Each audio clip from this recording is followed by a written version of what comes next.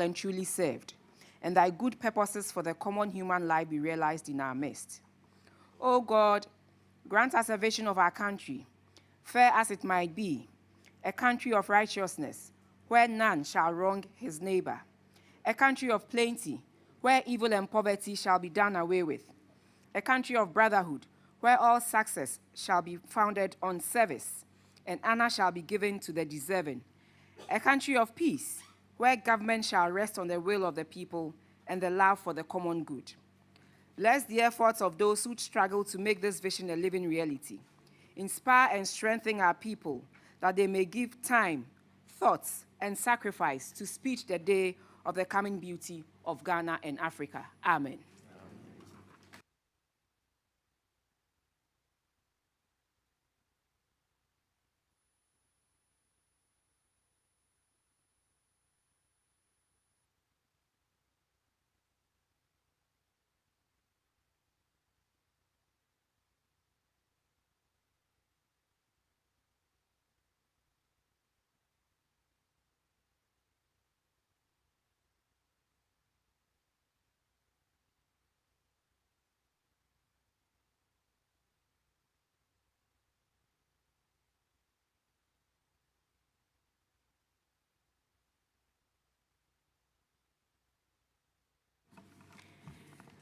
Good morning, Honorable Minister and other ministers and colleagues, members of Parliament. We are happy to have you here today.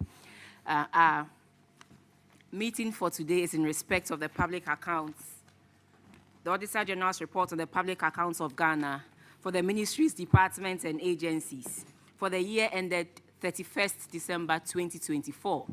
And in that year, I happened to be in government. And so I will cede the chairmanship of today's proceedings to the ranking member, and I know he will do a good job. And so, ranking member, I hand it over to you. And today we're looking at quite a number of ministries, so when you come, just go straight to the point and let's finish. All we want is how best you have attended to the infractions that you have been cited for. And so, ranking, I know you do a good job. I wish you all the best. Thank you very much, Madam. The first ministry will be the Fisheries Ministry.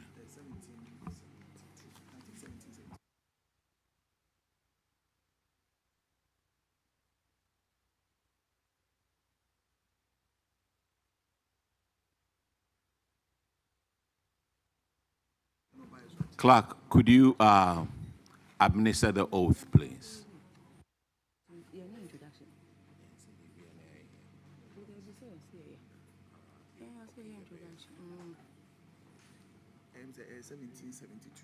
Introduction.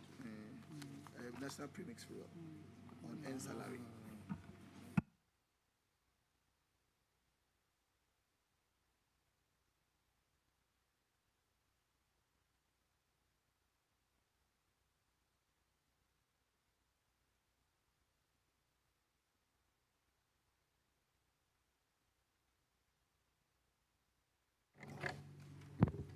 Should we all have our microphones on?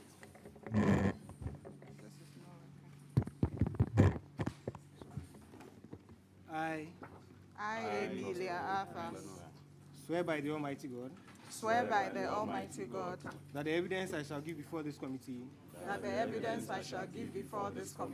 touching the matter in issue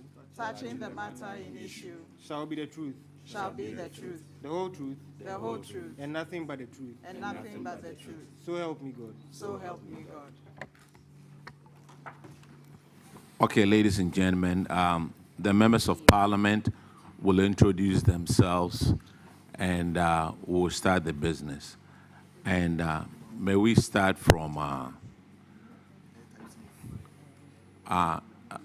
Nasser, please.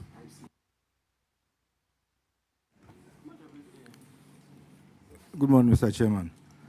My name is Nano Seji, and a member of the committee. I'm representing the good people of New Japan North.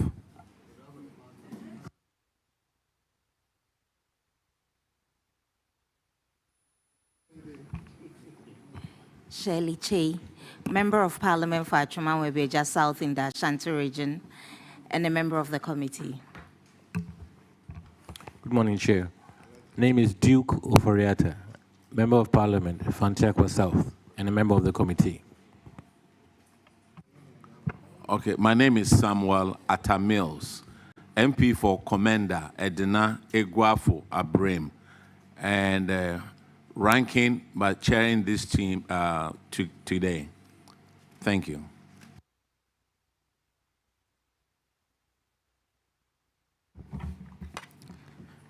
Good morning. I'm Frederick Ahenkwa Yao, Member of Parliament for German North, member of the committee. Hello, good morning. My name is Akwesi Kunedu, the Member of Parliament for Menchia North constituency in the Ashanti region, and a member of the committee.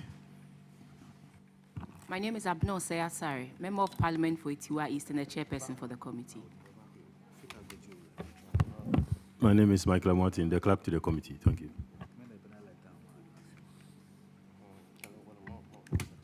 I'm Taylor B., Member of Parliament for Lower Manyakrobo, and the Deputy Minister. Munchaka Mubarak, Member of Parliament for Swansea. For this early session, a friend to the committee. Good morning, Honorable Chair. My name is Shahadu Sadiq Kambala, Assistant Auditor General and a member of the audit team. Thank you. Good morning, Honorable Chair. My name is Michael Ado, Assistant Auditor General, Audit Service.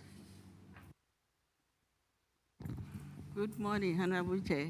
My name is Mrs. Eloro Kanti, Director of Audit Service.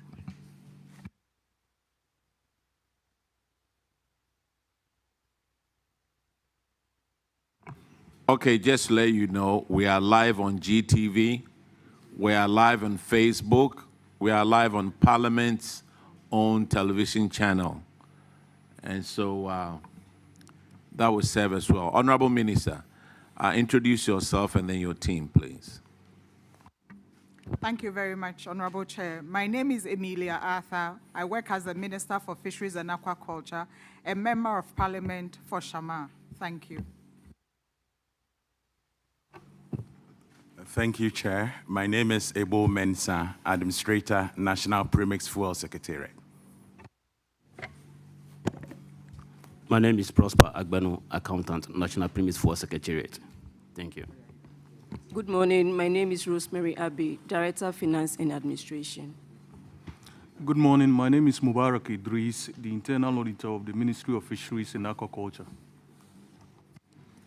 Okay, Honorable Minister, you have one infraction, which is on paragraph 1772. And Honorable Nase AJ will take care of that infraction.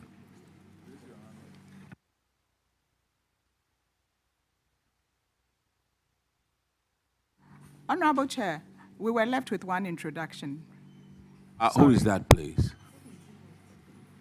Honorable Chair, my name is Reverend Solomon Otu, Financial Controller, Finance Director, Ministry of Fisheries.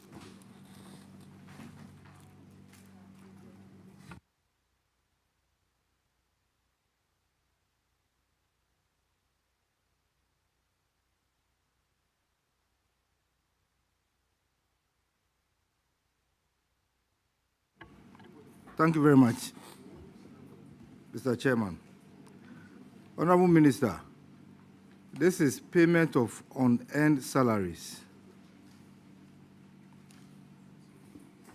Regulation 92 of the Public Financial Management Regulation 2009 requires that the principal spending officer of a covered entity shall ensure the immediate stoppage of payment of salary to public servants and notify the controller and accountant general on the resignation or retirement of an employee. May I find out whether you have been able to recover this amount? Thank you very much, Honorable Chair.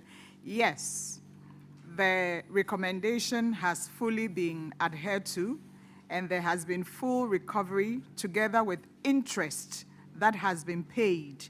And we have the appendices here to confirm that that has been done. Thank you. Please, auditors, can you confirm this to us, please? Honorable Chair, the assertion is accurate. Thank you. All right, Honorable Minister, thank you. Your team is discharged. May we call Sports College, please?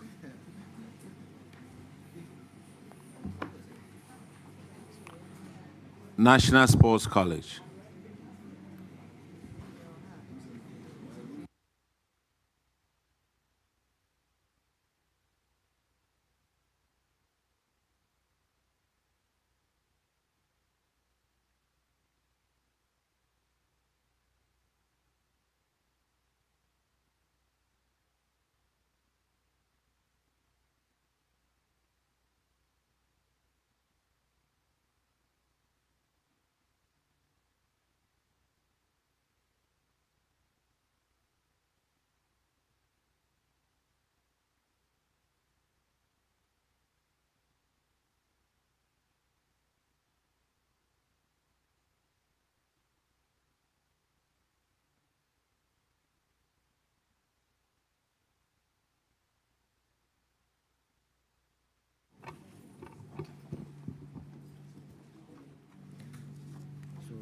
I, Osman Oke Amwakwa, Swear by the Almighty God swear by the Almighty God that the evidence I shall give before this committee that the evidence I shall give before this committee touching the matter in issue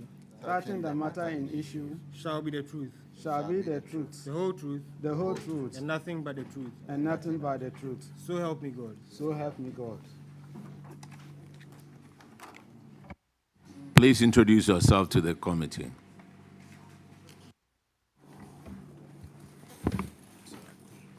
Honorable Chairman, my name is Wilhelmina Samuel. I'm the Chief Director for Ministry of Sports and Recreation.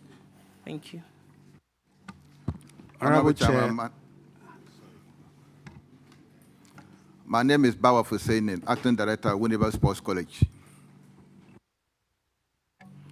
My name is Usman Oke Amwakwa, Head of Finance, Sports College. Honorable Chair, my name is Perpetual Tevia, Director of Accounts, Ministry of Sports and Recreation. Honorable Chair, my name is Abdul Karim Tosa, Director, Internal Audit, Ministry of Sports and Recreation. Honorable Chair, my name is Issa Mohammed, Director, Policy Planning, Budget, Monitoring and Evaluation, Ministry of Sports and Recreation.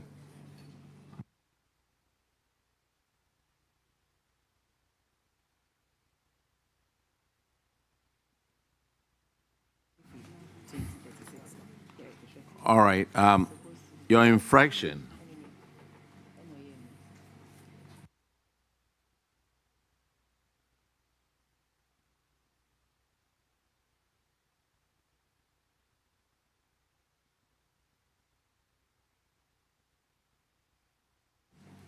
Your first infraction is on paragraph 2036. And Honorable Abna Osaya Sarah will take care of that one. Thank you very much. It has to do with unrecovered staff advances. All we want is whether it's been recovered, and the auditors duly certify that it's been done. And I'll defer to the Director of the Sports College to answer the question. Honorable Chairman, all that money has been recovered and duly paid to the appropriate quarters. Can the auditors please confirm? Honorable Chair, the amount has been recovered. Okay, the next infraction is on paragraph 2018, and it's about unaccounted funds, 47,000. What has happened to it? Honorable Chairman, that too has been recovered fully. Auditors, could you confirm, please? Honorable Chair, it was accounted for. There's a difference between recovery and accounting for the payment. So what was done actually was they accounted for the payment. They provided documents to support the payment. All right. Let's go to the next one. It's on unremitted withheld taxes of 54,000. How about that? It is also have been remitted to the Ghana Revenue Authority, sir.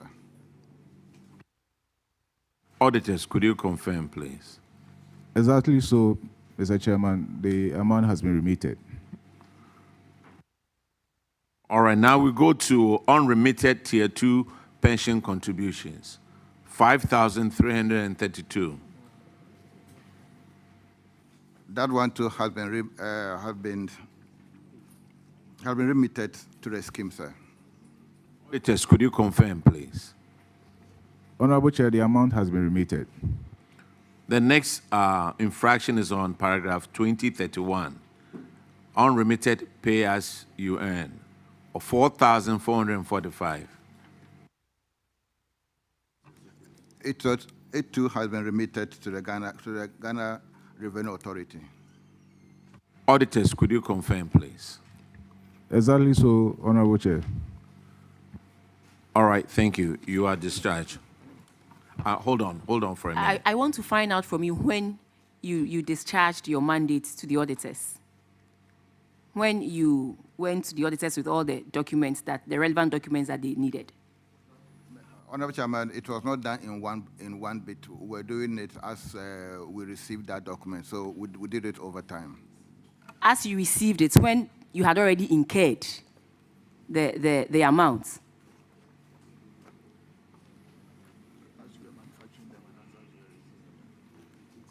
No, we remitted it on the 11th of June, 11th December. 11th December of 2024. And when did they leave your end? No, it was done by the accountant. I'm asking, when did the auditors leave your end? Usually when they come for the audits, they give you some time and then they give you 30 days to also respond to all the queries that they have raised.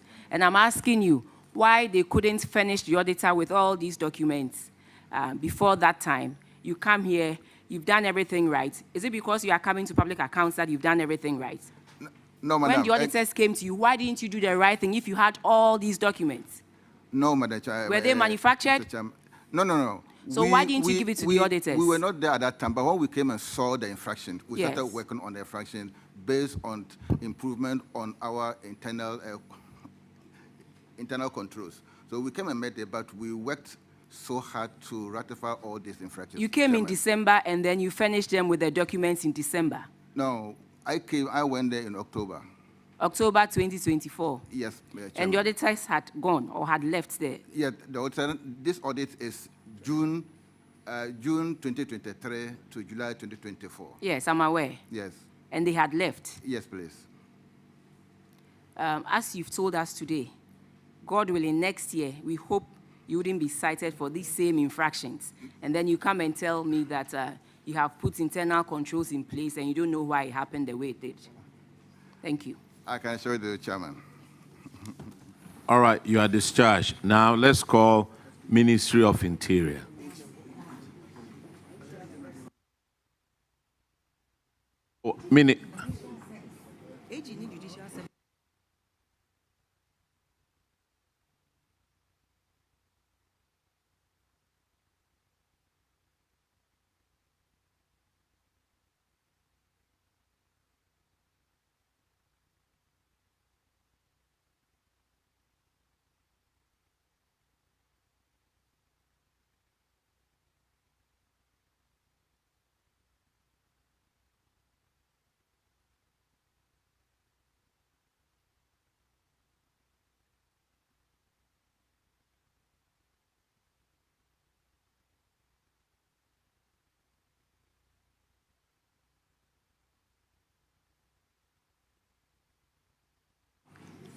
Honorable Minister, have your people taken the oath yet? Sorry. Clerk, could we make sure that they all get sworn, they all take the oath?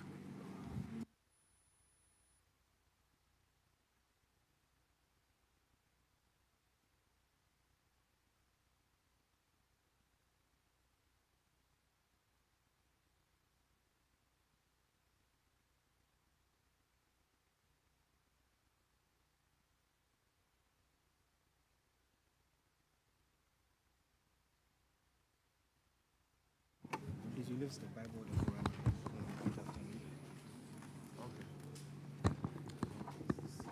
I swear by the Almighty God swear by the Almighty God that the evidence I shall give before this committee that the evidence I shall give before this committee touching the matter in issue shall be the truth, the whole truth, and nothing but the truth. nothing but the truth. So help me God. So help me God.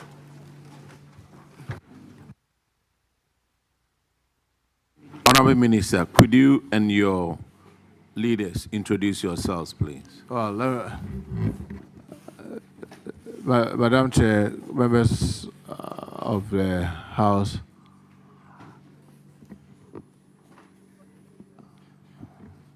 yes, I'm Muntaka Mubarak, the Minister for Interior.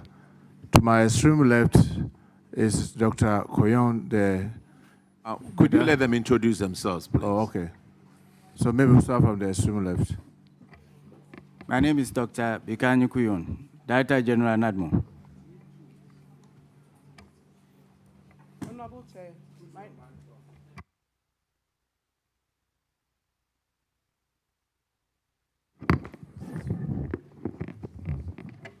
Honorable Chair, please, my name is Daniela Mausin Tusapong, the Acting Chief Officer. Thank you. Honorable Director General of Prisons, Patients, Bafubon. Honorable Chair, my name is Christian Teteuno, the Inspector General of Police. Thank you. Honorable Chair, my name is Doreen Penyin Annan, Acting Chief Director, Ministry of the Interior. Honorable Chair, my name is Telabi, Deputy Minister, Interior. Honorable Chair, my name is Samuel Basantali Amadu, Acting Comptroller General of Immigration. Honorable Chair, my name is Emmanuel Sisikwenu, Acting Gaming Commissioner.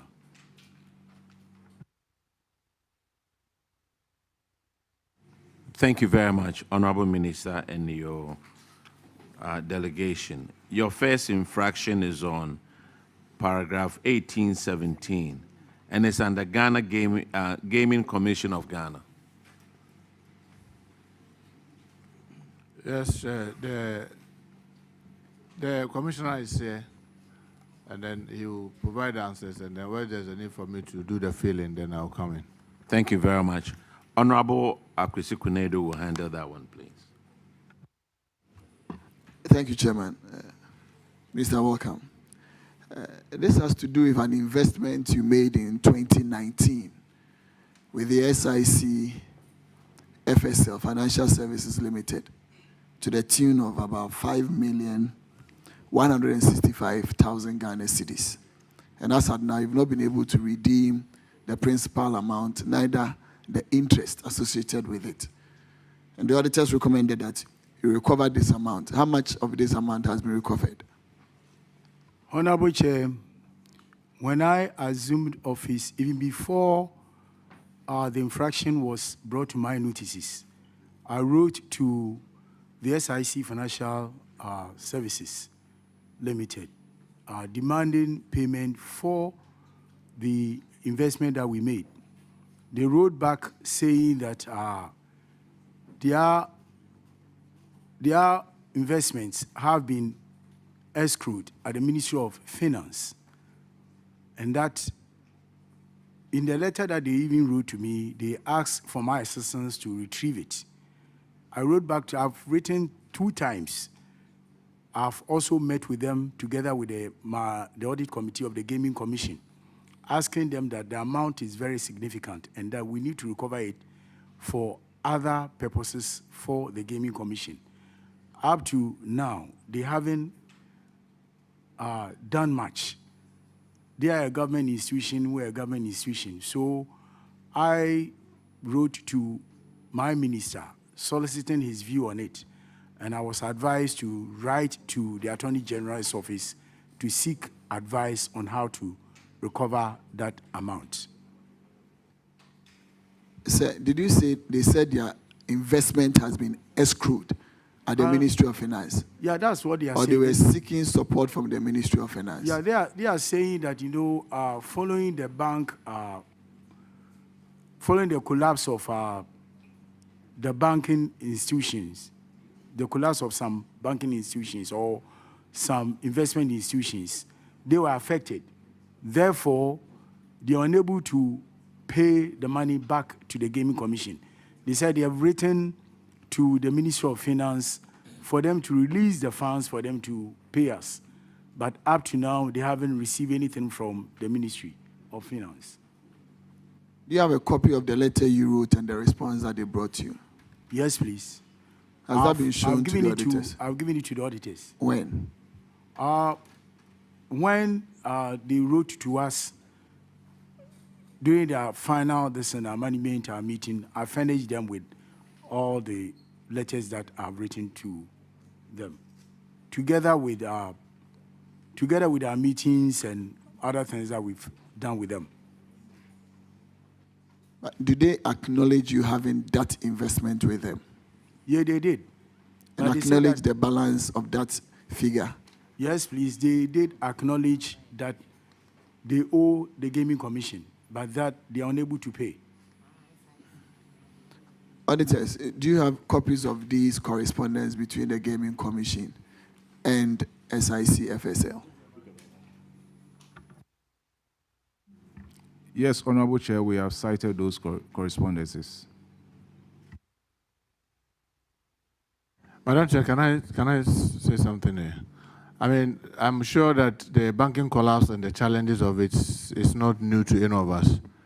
So, for me, yes, we must retrieve the money, but this is something that affected almost everybody, including many of us who are sitting around the table. So, auditors' insistence that Gaming Commission should find the money is like saying that government must find money to pay everybody. So what I then did was I said, look, let's write to Attorney General to advise us, based on this, what should we do, which we have written. If the Attorney General says that we should go and seize the assets, at least we are lucky we have the police with us, so it will be easy to do. But because it's also a government institution, and as I know that many citizens of our country have suffered the fate of the collapse of the banks, and many have not retrieved their money, it's a big issue that is you don't have a straight answer to it until those are resolved completely. For those institutions to be able to pay back all their indebtedness, it will be very difficult for you to say that Gaming Commission should do everything humanly possible to get the money. But we've written to Attorney General, hoping that the advice he will give us may help us to retrieve the money. Thank you so much.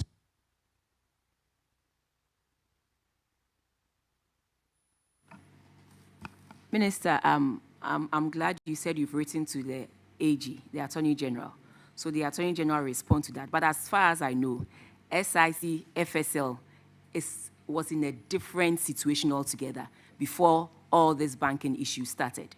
So I'm glad you have written to the AG. So I don't want to say anything because of the knowledge I have, but you have written to AG. So we'll leave it at that and wait for AG to respond.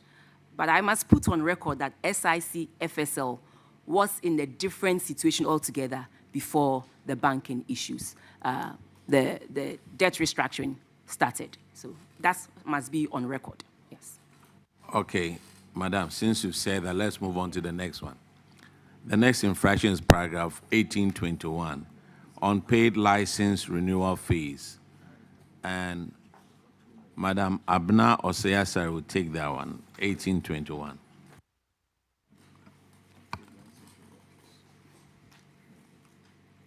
Gaming Commission, what is the process that one needs to take to renew license for the work they do, as in those betting companies, the gaming operators? What is the process that they have to go through? Gaming operators, when their license lapses, what they do is that they notify the Gaming Commission. We even do the notification first, 3 months prior to the expiration of their license. And then we ask them to come and renew. We do that with, we send them notices, and then if they indicate that they want to renew, then we send them their bills. And then they do come and then renew. That is the normal processes, if they satisfy all requirements. So that if they are operating and they haven't renewed, must it be the auditor's business to come and point it out to you that their licenses have expired and they need to renew them? No, please. And so why did we allow more than about 26 gaming operators to operate with expired licenses to the tune of 14 million Ghana cedis? Madam Chair, I'll come in. You know, the infractions dates back from 2023. It wasn't even 2024 alone, 2023. Respectfully, when we come here, we don't care when the infraction began. I know, Ours but is to make sure, please hold on. Ours is to make sure that you have been cited for a particular infraction. What have you done about it? Okay, that is how we go about it. Okay, I'm going to address that. So go straight to that. When we got the infraction of 14 million plus, what we did was that we realized that we need to do a reconciliation with the auditors. We did that. So we found out that the money wasn't actually 14. It was 9-point-something million. Following that, we have sent out demand notices, and 6.7 million cedis have been recovered, leaving a balance of 2.8 million. We're still pursuing them. Out of the number, the 29, about 5 of them have ceased operations, but we will recover the 2.8 million outstanding before the end of this year. That's an assurance from me. You have done all this, and this is what you have to tell us, not whether you were not here and it did not happen under your watch. When you take up a responsibility, you inherit both the liability and the assets. And so, sir, I want to find out from you if currently there are some who are operating without renewing their license. Currently, if there are some, out of the 5 that you said they have halted their business and they are no more operating, how about those who are still operating? Do we still have some who are yet to renew their licenses? We have pursued them. And no, yes or no first, please. No. No. No. So all those operating are operating with a renewed license? Yes, currently, please. as we speak? Yes, Chair. Okay. Auditors, can you please confirm the amount they have retrieved, what is outstanding, and whether... Yes, Honorable Chair, the amount was revised to 9,557,052 cedis, 0.73. Then what has actually been recovered is 6,728,540 cedis, 0.03. So what we have outstanding is the difference between the 9 million and the 6.78 million. I can do that calculation and give it to you. Oh, no, that's about 2.3, so that's fine. All right, so 2.8 million. Okay. So, sir, when should we expect you to clear the 2.8? Yes, ma'am. Yes, Madam Chair, respectfully, I agree with you that governance is continuous.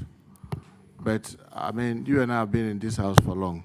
I think we may have to amend our laws to hold the specific persons who are there to come and answer. Why am I saying this? This is an infraction 2020-2024. Someone was sitting there and acted irresponsibly. Minister, sorry, you Chair, could have let me brought finish. them. Let me finish. It's given, it's there. So you could have asked them to come. No, the person is no longer in office. Yes, but you could have asked them to come. Because it's if you not, had written to them and you shown us proof that you have written to them, yes. Unless we unless we are going to be arresting people and dragging them here. Because I can tell you that in this case, when some of them came, I asked that, can you call, I know the next one, for example, that has to do with somebody who went on scholarship or something. I know it will come. And we are asking that, can you get the CEO to answer? I mean, some of the tricky answer is, look, you inherited the place, both the assets and the liability, deal with the liability. He came to office in February, and with 3 months, he was able to retrieve that money.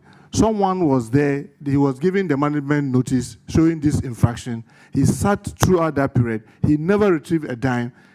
Yet now 5 of the companies are what do you call it, have gone defunct. And the amount of money in their name, madam, it is better we tell the committee the truth. Those companies, that amount of money in their name cannot be retrieved because they are no longer in existence. Our effort is that even if they have changed their name or if they haven't changed business, we'll try and pursue them. But so long as those companies are defunct, those monies that are in their name cannot be retrieved. So I've told them yesterday, you better do the arithmetic, identify the 5 that are defunct, and be able to tell the auditors that this one, they are no longer in existence. So therefore, you better treat it as bad debt rather than give some false hope that I'll go and retrieve it, because you will not be able to retrieve that money because they are no longer in existence. So I think that that's clear. But when they do those reconciliation with the auditors, those that are still in operation, we can assure you that we'll do everything to retrieve the amount. But we'll not be able to tell how much it is because they have to do the reconciliation with the auditors. Thank you. Thank you very much, Minister. Minister, the person in charge said he gave us a year. He said he end of the year or so.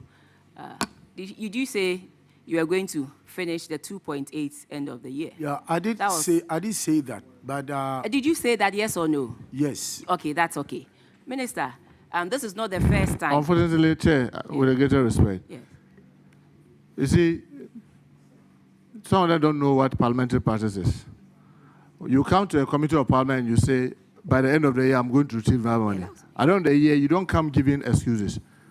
Maybe he has forgotten the lesson I gave him yesterday. I told him that when you come to the committee of parliament, you tell them the full of your truth. That's the oath you just saw. Those 5 that are collapsed, you cannot retrieve that money. And that money is part of the 2.8. But unfortunately, they've not segregated to know the exact amount, which I've tasked that they should do with the auditors so that they know out of the 2.8, how much of it is of the 5 companies that are no longer in existence, and treat that as something that cannot be retrieved, so that you know that what is left that has to be retrieved. Then you can pursue those ones and retrieve them. Thank you very much, Minister. For that, there's a process, and they know the process. If they find out from the auditors, they will tell them how to write off these things. You do the process, it comes to Parliament, and then Parliament gives you that permission to write off a public debt or a public amount that is sitting in your books. So that process, work with the auditors. If clearly there's no way you can trace these 5 companies, they don't have any assets that you can rely on, you go through the process with the guidance of the auditors and your minister, I believe you can get it to Parliament, and then Parliament can write it off. But like the minister said, you tell us the whole truth and nothing but the truth. And so that when we are also putting it into our reports, we know that what we are sending to the floor of Parliament for debate is the truth and nothing but the truth. But I must say that you have done well, because you had a debt of 9 million and you have been able to reduce it to less than 3 million. And so clearly, I was going to commend you for that. But the way you started that I came in 20, it was in 2023, that was a no-go area. But I must say that you have done very well, because within a short period of time, you have been able to reduce the debt by more than 70%. And so keep it up. But my issue is this. As you are there, make sure you don't build up on license renewal moving forward. As you are there, make sure you don't build up on license renewal. We want, the next time the auditors come, we don't want any unpaid license renewal in your books, because I can see that you know how to take money from people. So use that, use that gift that you have to make sure you retrieve anything that belongs to the Gaming Commission. On this note, I'll end here. Thank you. Madam Chair, can I just add this? I mean, we've been trying to digitalize almost all the services under the ministry. And I'm very hopeful that maybe by the course of the year, working with the GRA, we'll be done with that of Gaming Commission. Such that when your license expires, we'll take you off.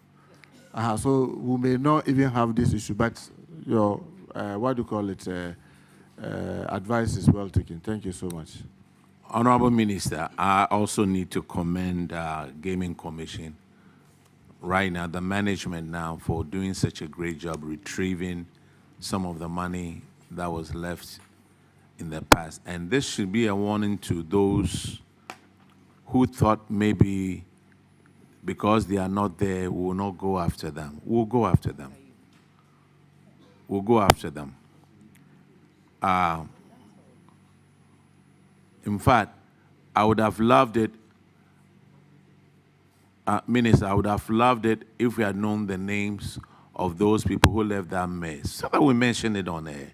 That you left that mess over there. Somebody's cleaning up for you. But let's move on. The next infraction is on paragraph 1825, and Honorable Cletus will take care of that one. Thank you, Chairman. Chairman, this infraction is on unserved bond term to the tune of 414,591 Ghana cedis.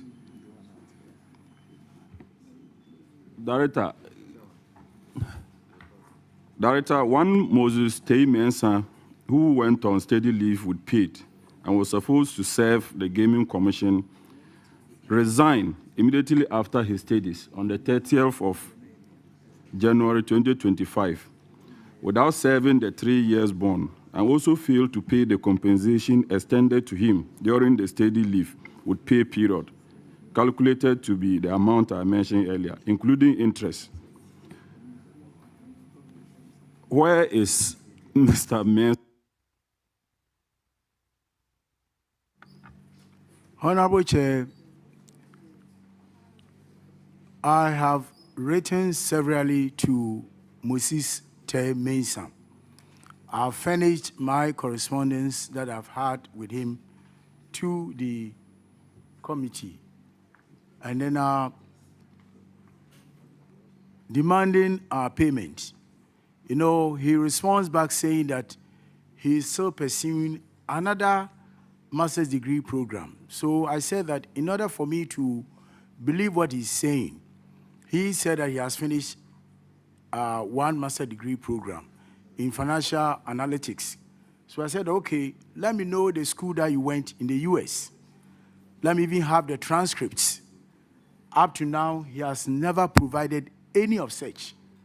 And then he keeps on tossing the Gaming Commission up and down. So I had a discussion with the minister, and the minister asked me to write to the Attorney General's office for advice. We've done that. We've also written another letter to the IGP to assist us in recovering the amount.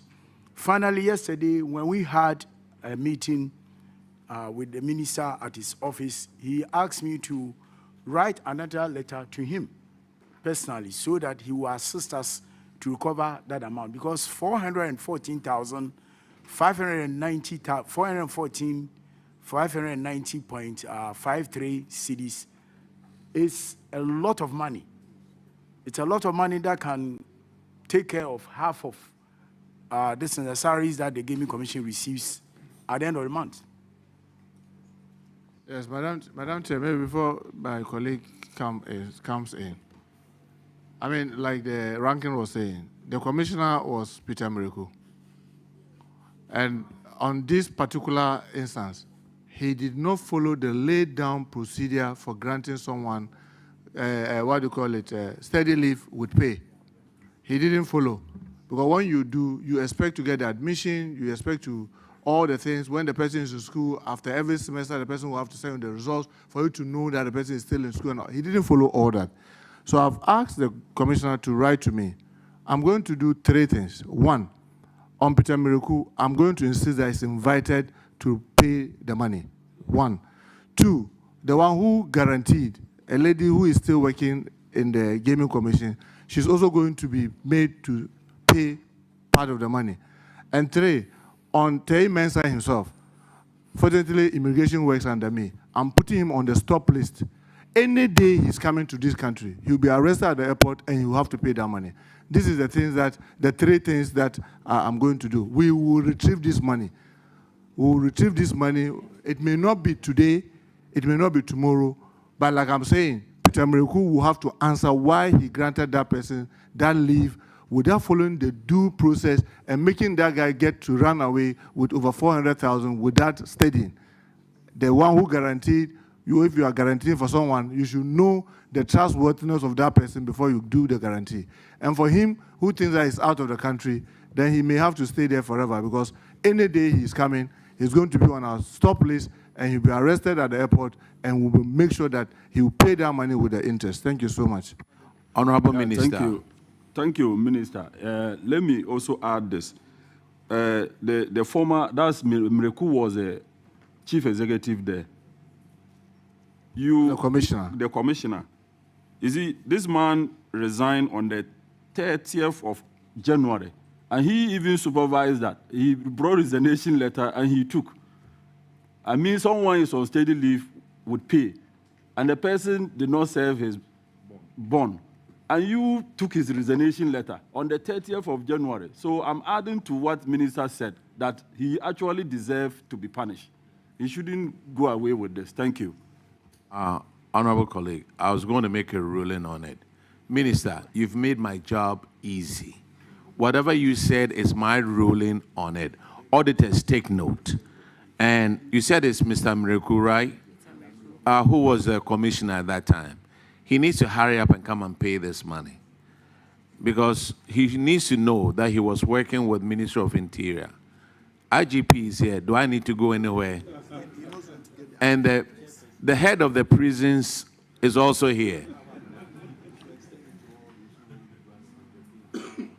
Thank you very much, Honorable Minister. Mr. Chairman, by this, then I think we should extend to the 1,001 people who had also done same at the Ministry of Health. Minister, maybe when there's a reshuffle and they want to send you anywhere, they should send you to Ministry of Health. You bring some. Please, my people don't want me to be. My people don't want me to go anywhere. Oh, we had 1,001 of unserved bonds from the Ministry of Health. And so if we are all going to take some drastic measures like this, I believe it will go a long way to stop this, because there are people, genuine people, who will go and come back. But when we do this, we sort of place a stop on genuine people who want to go steady and then come back. So I believe that if we put some sanctions or punitive measures like this, it will serve as a deterrent to people who sign bonds, they go, they run away, receive salaries, and don't come back. Thank you. Chairman, with your kind permission, auditors, I'm a bit curious about paragraph 1826. When it says he came back to resign, and you wrote that in the report, does it mean you cited a resignation letter from him? Yes, Honorable Chair. And it was received by the commission? We cited the letter of resignation as to how he submitted it, whether physically or through the internet, but we cited the letter. Yeah. Thank you. Mr. Chair, I have an explanation for it. He resigned a day after I have resumed office. So he just sent it. And so that is the reason why you have it. So I've given it to the auditors. Sir, we'll get him. Don't worry. The next infraction is on paragraph 1829, and that is Ghana Police Service, Bono East Region. Gaming Commission, you are discharged, please. We came together, we'll have to go together. So okay. Almost all those infractions are sitting around, so they are not short of seats. Abandoned infrastructure at Techiman. And the amount on it is 1.6 million. What has happened to this project now? Honorable Chair, yes, this is among a lot of other projects that are still in the abandoned stage. And so that the police administration has taken note of this and then said that we are waiting funds from the Ministry of Finance so that we can be able to tackle most of these projects which are still in the abandoned stage. This is not the only project. there are a lot of other projects in the same stage. Thank you. Chair, yesterday, Madam Chair, yesterday when we reviewed it, I asked the IGP to do additional work to find out, one, how much will it cost to get it completed? And then two, currently their office that they are occupying in that region is a rented one. How much rent are we paying? So that we'll be able to just suppose, as against the rent that we are paying, whether the amount of money required to finish it, maybe we may be able to use even our IGF to do it, but they are going to tax that. The amount of money will tell us what we'll be able to. If it is so heavy, then we'll have to, like the IG said, we have to continue to rely on the Minister of Finance. But if the money involved to get the thing completed is not that huge, then we'll try and use our IGF to finish off renting. So this is what we are trying to do. But like the IGP rightly said, we have so many of that. And following this audit, we have tasked the Estate Department of the Police to itemize all those uncompleted, not just listing them, but also telling roughly how much will be required to get them completed, so that it will help us have a clear strategy how to get them, all those ones completed, instead of going ahead and building new ones whilst these ones are staying, still at the abandoned state. So we hope that once we get those things, you may see some improvement in the number of abandoned projects. Thank you so much. Thank you very much, Honorable Minister. Your experience and maturity shows.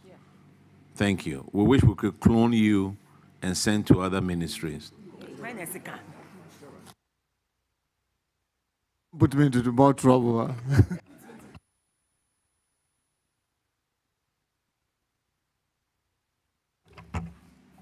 Thank you, Chairman. I think I'm a bit curious about the mode in which this particular property was acquired, through auction.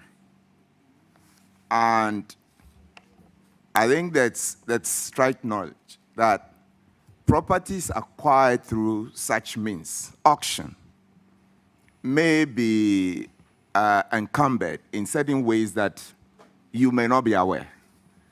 Please, I just want to know whether you've done your checks and whether there aren't any hidden encumbrances which is preventing you from proceeding with the completion or renovation of the property for your staff to move in. Thank you. Honorable Chair, there's no incumbent so far. It is about getting money from the central government to complete the project, because this is not the first of its kind. We have a lot of this. IG, please, I'm sure. Struggling to hear you. Okay, yes. Yeah. What I'm saying is that this is not the first of its kind. We have a lot of these projects which are all on this stage. And then we hope that with our meeting today, we can channel our grievances through you for most of these projects which are still in this. Some are in the foundation stage, some are in the lintel level.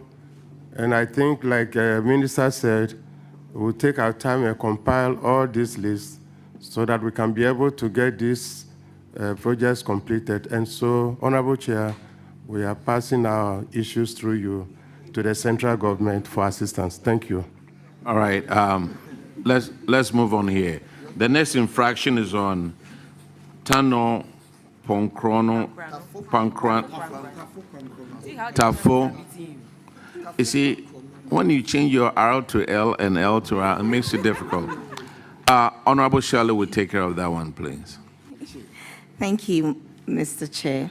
Tafo Pankrono Divisional Police Command. This infraction is to do with abandoned program during study leave. The auditors noted that Sergeant Florence Enyim Kunedu, with payroll number 3741, proceeded on a 4-year study leave with pay from December 2021 to November 2024. However, their checks revealed that she abandoned the program and traveled outside the country. In this regard, Ms. Knedu is required to refund the total amount of 119,366.13 Ghana cedis as total salaries paid her during her study leave period. The auditors also recommended that the divisional commander should recover those amounts with interest and pay same to the Auditor General's recovery account. Failure to do this, the divisional commander should pay. Can the committee know the progress of this recommendation? Honorable Chair, the amount involved with interest has been paid and has been recovered and same paid to the Auditor General recoveries account at the Bank of Ghana. Thank you. Auditors, please, can you confirm this? Honorable Chair, so the amount has been recovered, inclusive of interest, so a total of 135,178 cedis was recovered. Thank you. Madam Chair, permit me just to add that, yes, I mean, and graciously to the IGP, we insisted that in the security services, they are supposed to do reconciliation or what do you call it, validation every month. So if you are the superior who failed to do the validation and check very well, you have to be surcharged. And I can tell you this amount of, we surcharge those who were involved and make sure they paid it together with the interest. And I've told everybody, so long as I'm there, if this thing comes, we won't even wait for auditors to raise it. The moment you get this infraction, just know that you are going to pay, and you pay straight without any delay. So, but thank you so much for raising it, the auditors, and we can assure you that we'll do everything humanly possible to make sure that this is reduced drastically. Thank you so much. Honorable, I think we need you with all our other ministries. You're doing a great job, and we commend you for that. We hope others will follow suit. Thank you. All right, let's move on. The next infraction is on paragraph 1837, and Honorable NS will take care of that one. Thank you, Chair. So this infraction has to do with unearned salary for District Police Headquarters, Ninahini. So the auditors noted that one officer, Godfred Akwesi Boateng, with service number 50299, embarked on an annual leave of 42 days, effective 6th May 2024. He was expected to resume by the 16th of June 2024, but failed to resume duty.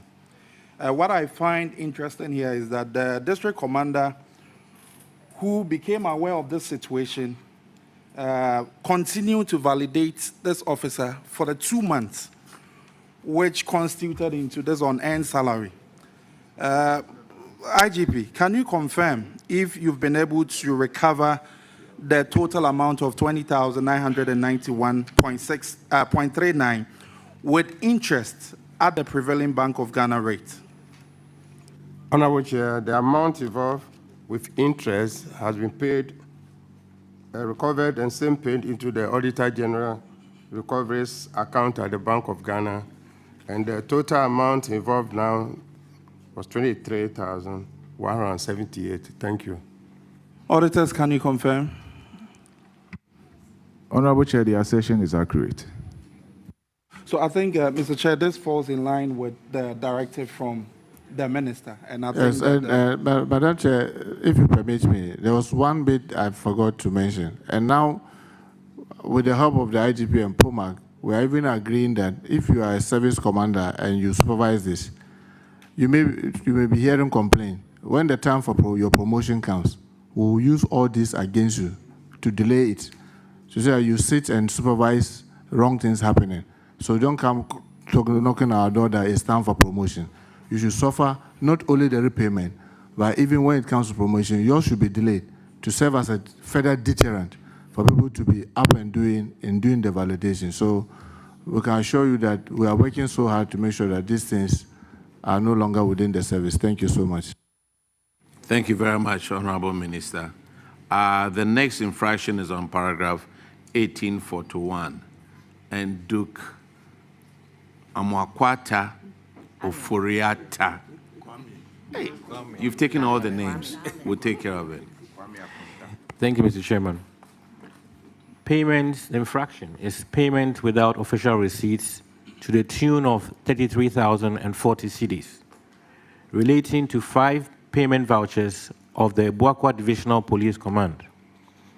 The auditors recommended that the divisional commander should recover the total amount of 33,040 cedis from the divisional paymaster and same paid into the Auditor General's recoveries account at the Bank of Ghana, failing which the divisional commander should pay.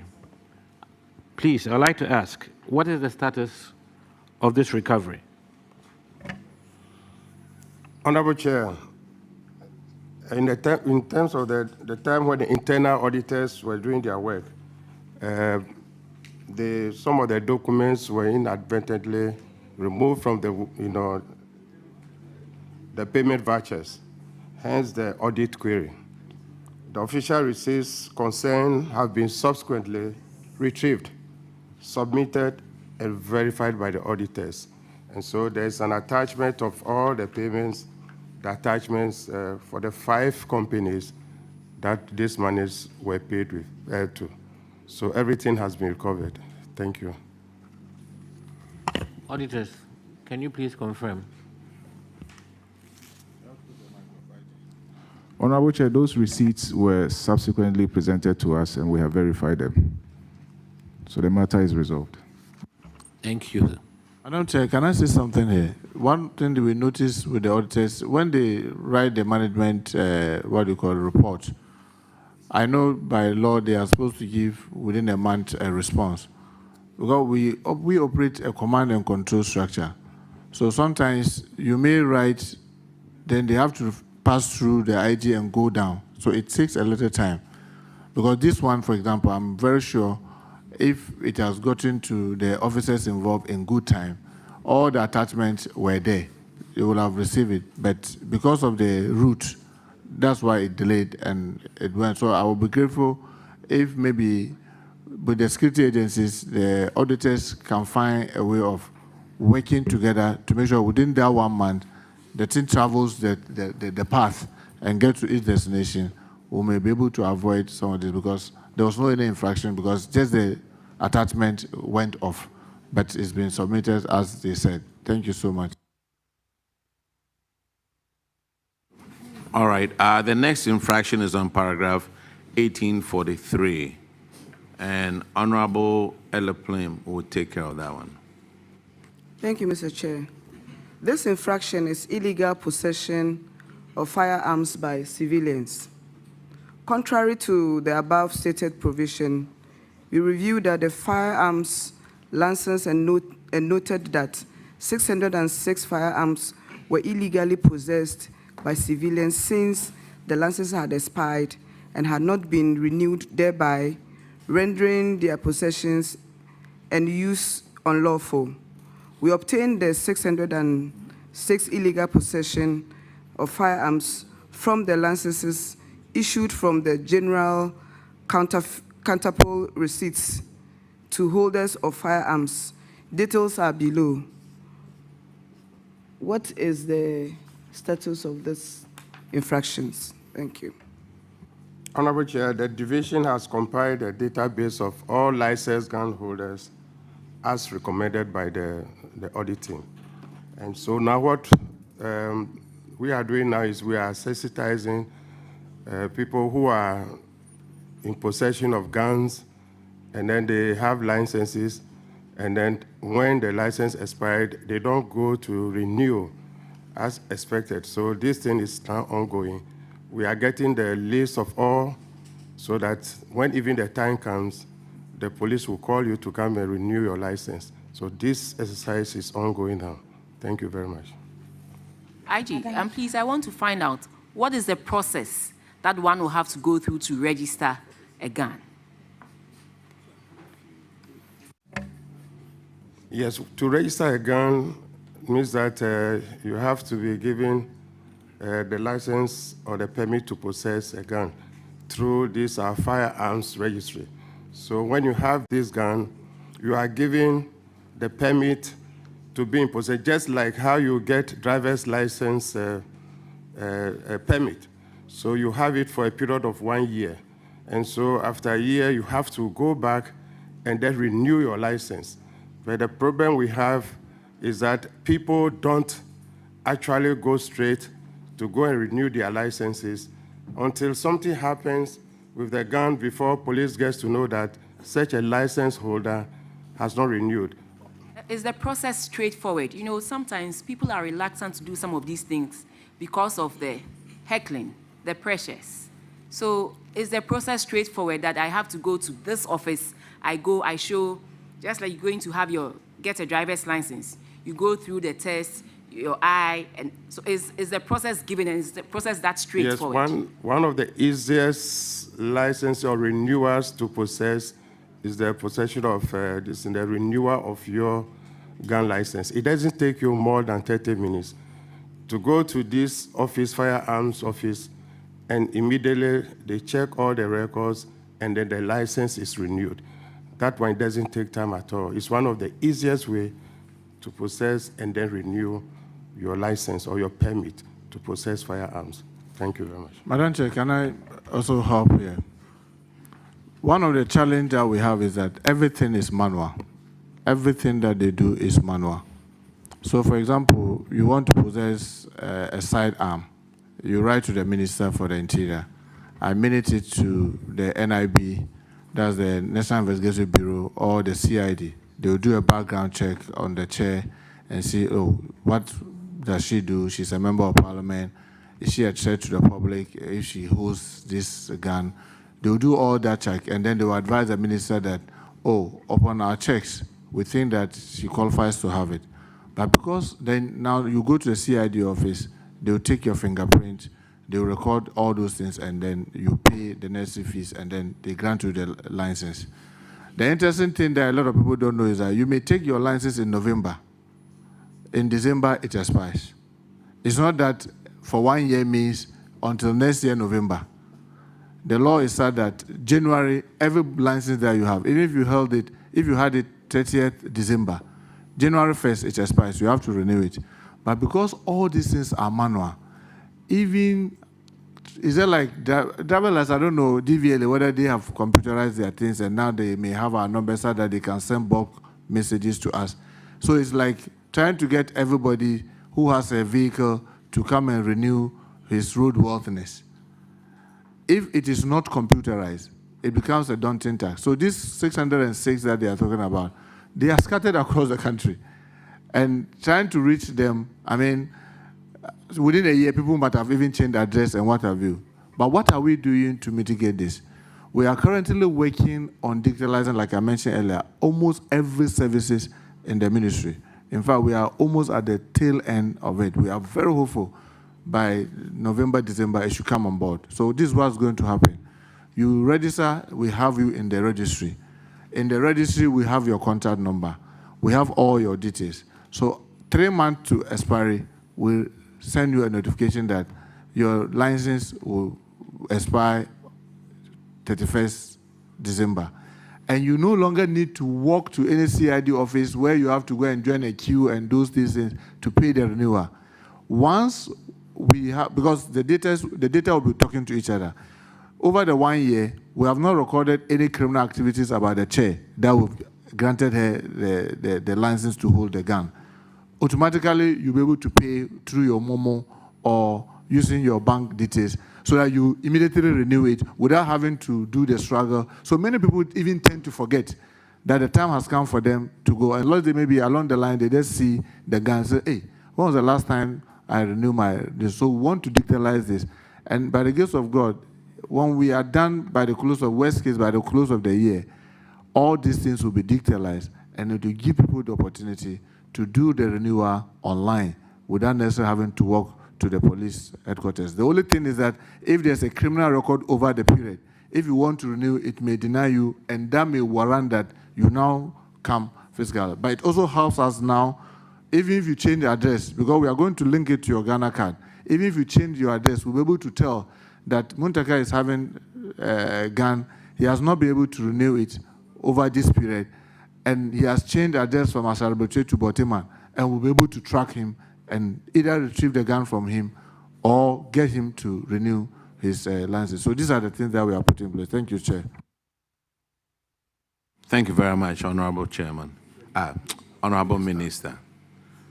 The next infraction is on paragraph 1847 and is Ghana Prison Service Head Office. Honorable Sebastian Day will take care of that one. Yeah.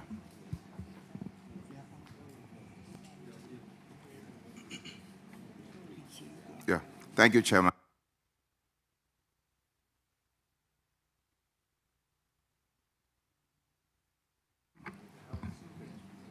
This infraction actually touches the very core of human dignity, Chairman. And Section 35 of the Prisons Service Act states that the DG, Director General, shall ensure that a prisoner is regularly supplied with wholesome and nourishing food in quantities sufficient to maintain the prisoner in good health. This is our law. But the auditors found out when they went on review that as at now, 1 Ghana cedis 80 pesos is what is allocated per prisoner per day. And this figure is on the books or is what has been approved since year 2010 and has not been changed. The auditors, upon review, recommended that the Director General should continue to liaise with the Ministry of Finance through the Ministry of Interior to increase this amount or this rate. Now, at the review, this is what management said. That the current daily feeding rate of 1 CD 80 pesos per inmate per day poses a significant challenge to the service. Numerous efforts have been undertaken and continue to be made to secure an increase in the rate, and management remains committed to this matter and will persist in engaging with the Ministry of Finance through the Ministry of Interior for the rate to be increased. My question is, what is the situation now? And specifically to the Director General, how have you been managing this situation, feeding people, men and women in prison with 1 CD 80 pesos per day? Madam Chair, thank you.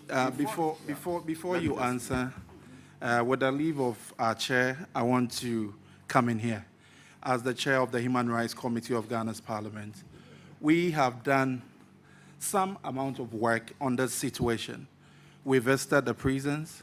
We had engagement with the prisons management on this issue, and it's quite worrying. And with the leave of the chair, we would want to use this platform to appeal to Mr. President that this is a serious situation we have in our prisons. The minimum prison rules, the Mandela Rule 22.1 talks about it. And we have engaged extensively with the Defense and Interior Committee, which is also pushing the Interior Minister on ways that we can improve this. Because there was this statement I read on the floor a few months ago, and you consider even the school feeding program we have currently, a school child is given 2 Ghana cedis a day. And 2 Ghana cedi 50 pesos. And our prisoners are given only 1 cedi 80 pesos a day. This is 3 square meals. I can say 6 Ghana cedis in the morning, 6 Ghana cedis in the afternoon, 60 pesos in the morning, 60 in the afternoon, and 65 in the evening. And this is woefully inadequate. And Mr. Minister, with all the steps you have taken at your agencies, we are calling that in the next budget for November, some action should be taken. We called on Mr. Speaker to intervene in this. We called for even a minimum 5 Ghana cedis for a start. This 1.8 cedis was in 2010, 15 years ago. This is not about MPP, this is not about NDC. We are calling for the right thing to be done. The injustice being meted out to our prisoners. Mr. Chair, this is a very serious matter. I have so much interest in it. And before the minister comes, I know some action will come from minister today. We want to use the PSC platform to call for action on this. You say that the reason why I'm coming up here, you say we want to appeal to Mr. President. Yes. How many presidents have we had since 2010? You see, no, it's very serious because 2010. I'm on the floor now. I'm on the floor now. Please. This is not. If you could let us answer, all this will have been. Thank you. Yes, Thank you very much. Come and I'll support her. Yes. Thank you very much. Many thanks for the opportunity. Since I think this has been recurring in our reports every time, and in these few months, various steps have been taken as enumerated in the status of the implementation. Gladly, we proposed 10 Ghana cedis and were granted 5. And after the consultations, President actually instructed that the amount should be increased to 5 cedis.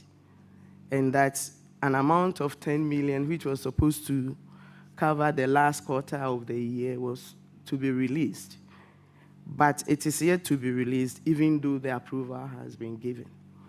And I also want to put on record that reference to the question of how we have managed the 1 cedi 80 pesos.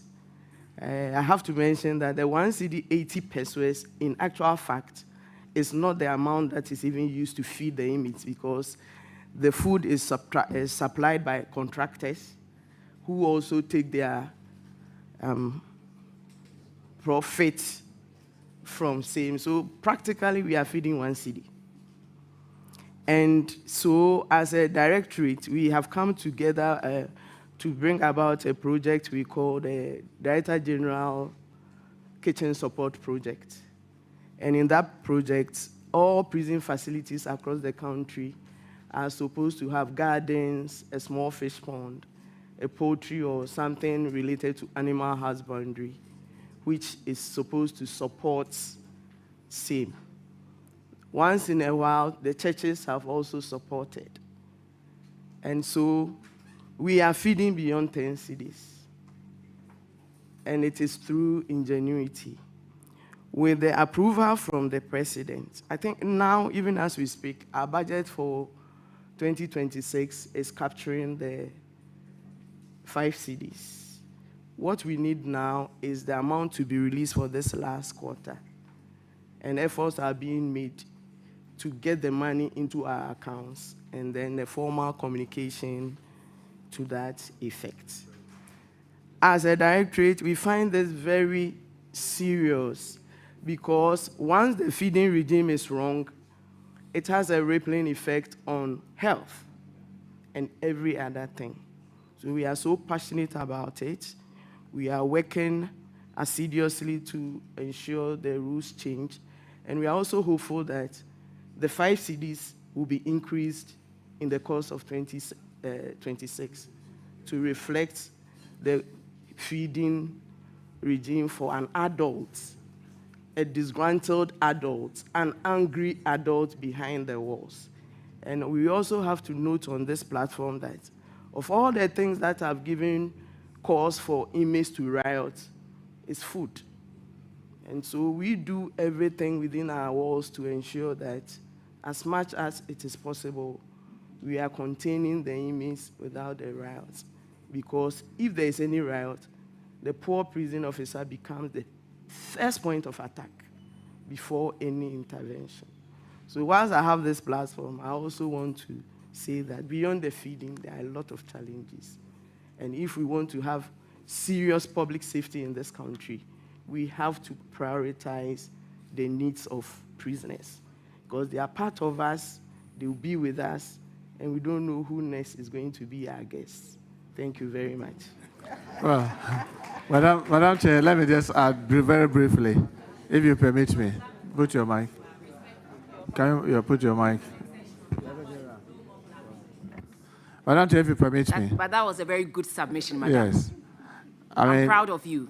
When I sat around this same table during the vetting, I raised this very passionately. And then since I went to the ministry, I've pursued it with all the energy in me. And I'm grateful the Lord has been so merciful to us, and we thank His Excellency and the team for at least listening to us. And like Director General rightly said, in fact, they agreed to do the 5 cities. And I even insisted that, yes, we need something now, even as we await the 5 cities. Fortunately, we've started the budget process, it's in there. But the last quarter, His Excellency approved that 10 million, because it was going to take averagely 10 million a quarter. So if you see our next budget, you see there will be, and now we managed to separate it, because what used to happen, I'm sure Madam Chair is very, very familiar, it gets bulked in within the budget of the prisons. So you are not able to see it standing alone, to see how small it is. I've managed to convince my colleague, the finance minister, to let it stand alone. So now you see it when the budget can, it will be standing alone, and you see that prison feeding is standing at 40 million. That's 10 million per quarter. We know that the 5 cities is not adequate, but looking at where we are taking it from, 1 city, 80% to 5 cities, it would be a good start, hoping that we'll build on it. Because like you rightly said, even children who just eat once, we use 2 cities, 50 pesos. Meaning that for adults, even if we are going to use that same rate, it means the minimum should be about 7 cities, 50 pesos.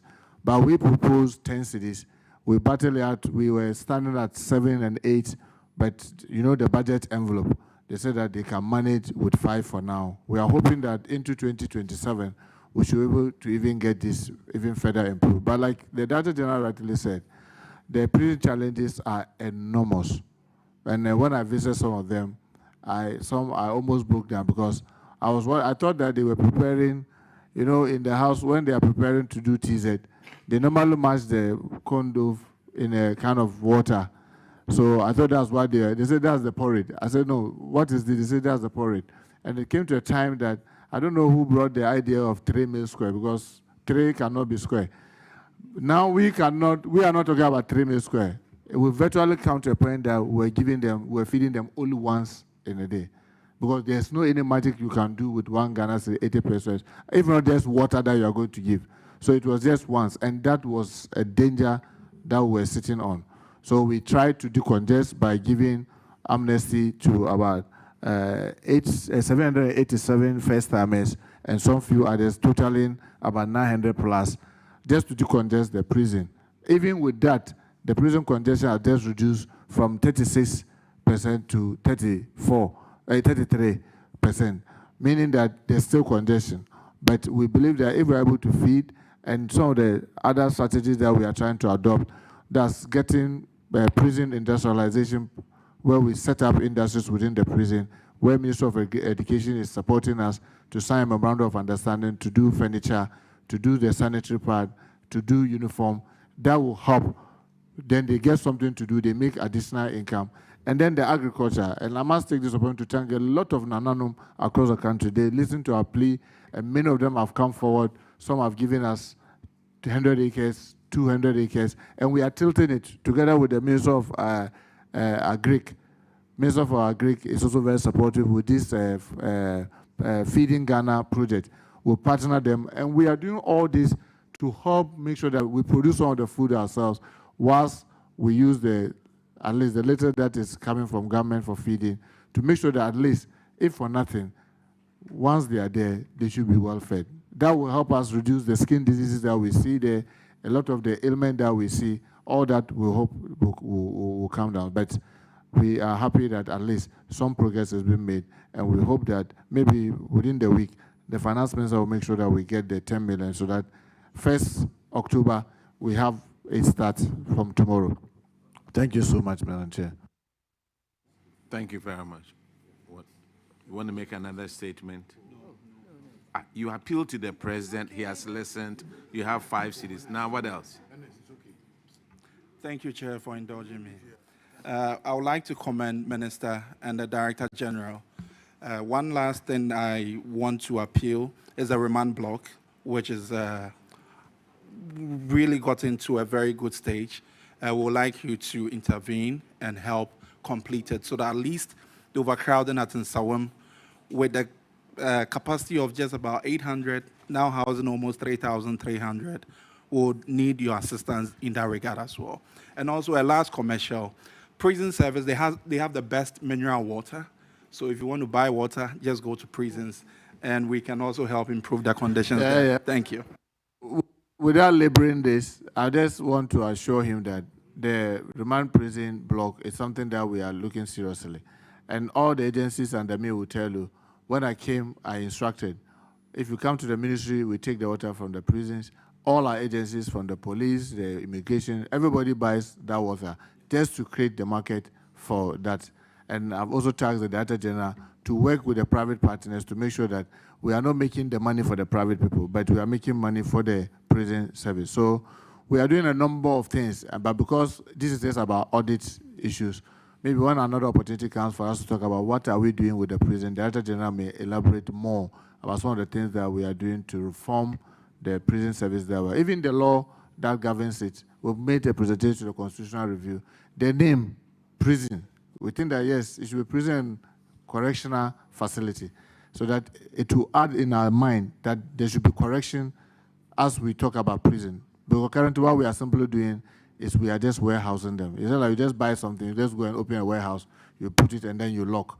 But that should not be the case. It should be correctional. So we thank you so much for the suggestions. Thank you very much, Honorable Minister. Just a very simple question for the minister as he still on his seat. When are you going to do your next mass recruitment? Now that Madam Chair knows, I always have to get Honorable Minister, I will overrule the question. Thank you. Look, all the talking, you didn't tell them that Ankafu Prison is also my constituency. We'll be there. We'll be there. Okay, the next infraction is on the next infraction is on paragraph 1851. That is Immigration Service, your head office. Thank you, Chairman. Yeah. Thank you, Chairman. This has to do with withholding taxes to the tune of 1,272,473 Ghana cedis. Some people supply goods and services, and your organization was supposed to pay withholding taxes to GRA. During the reconciliation, it came out that out of 8,700,000 plus, you paid 7,461,000, living with an amount of 1,272,473 Ghana cedis, 29 pesos. Management also realized that, let me find out, has this money been paid? Thank you. Thank you, Mr. Chair. Yes, there was reconciliation. The 1.272 is not all. Some were exemptions from GRA. It had to do with officers' rent allowance, which is exempted, but it was added to the figure. With the reconciliation, the amount that was left was 159,001.17 cedis, which was duly paid to the GRA. there is evidence to that effect. And in fact, 65,097 cedis was paid but was captured as part of the non-payments. So the amount of 159,001 cedis, 17 pesos, has been duly paid to the GRA. Thank you, Controller. Can the auditors confirm this? Yes, Honorable Chair, we can confirm that the tax exemption amounted to 1,113,472 cedis, and the actual payment was 159,000. Thank you, Controller. Good job done. 1 minute. I just want to find out, don't you pay taxes on your rent? The security agencies are not supposed to pay taxes on their rent. Madam Chair, yes, and there's the evidence we've given them the letter because, I mean, as you may know, this their rent is because of the percentage of salary is sometimes cannot get them the accommodation. So I think the Ministry of Finance worked it out through Parliament to exempt them. So because of that, they don't. Almost all of them, and there's not almost all of them don't pay tax on their rent. Respectfully,